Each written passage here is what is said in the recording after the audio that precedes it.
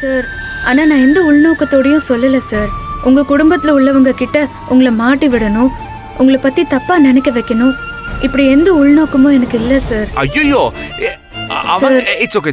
அவங்க தப்பா நினைச்சா எனக்கு என்ன வந்துச்சு நந்தினி? I don't care. அதெல்லாம் பரவாயில்ல. ஆக்சுவலா நீ உண்மையா பேசுனது எனக்கு ரொம்ப பிடிச்சிருந்தது. இல்ல, அப்படியே அதை நான் ரசிச்சிட்டு இருந்தேன். என்ன சார் சொல்றீங்க? நான் உங்களை திட்டினேன். ஆக்சுவலா நீ திட்டல நந்தினி, உன் மனசுல இருந்ததை ஓப்பனா பேசிட்ட. ஆக்சுவலா எனக்கு இந்த ஓப்பனா பேசுறவங்கள ரொம்ப பிடிக்கும்.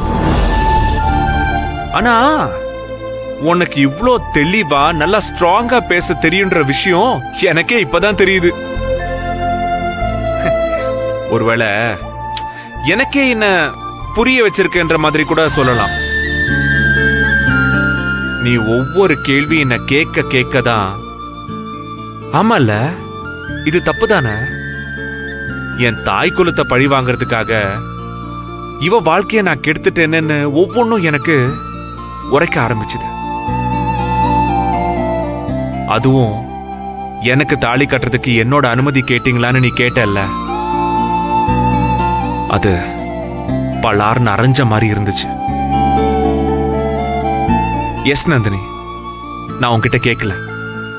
கேட்காதது மட்டும் இல்ல, அட்லீஸ்ட் ஒரு இன்ஃபர்மேஷன் கூட அதை பத்தி உன்கிட்ட சொல்லல.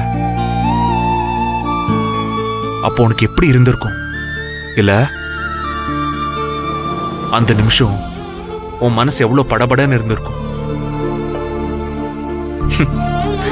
அதாவது செங்கல்பட்டு போக வேண்டிய ஒருத்தரை டைரக்டா கொண்டு போய் தூத்துக்குடியில இறக்கி விட்டா எப்படி குழம்பி போவாரு? அட்லீஸ்ட் ஒரு டிராவல்கே அப்படின்னா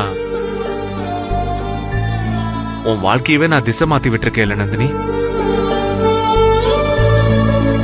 அது பத்தாதுன்னு ஒவ்வொரு நாளும் சண்டை, பிரச்சனை, 1008 தலைவலி வேற.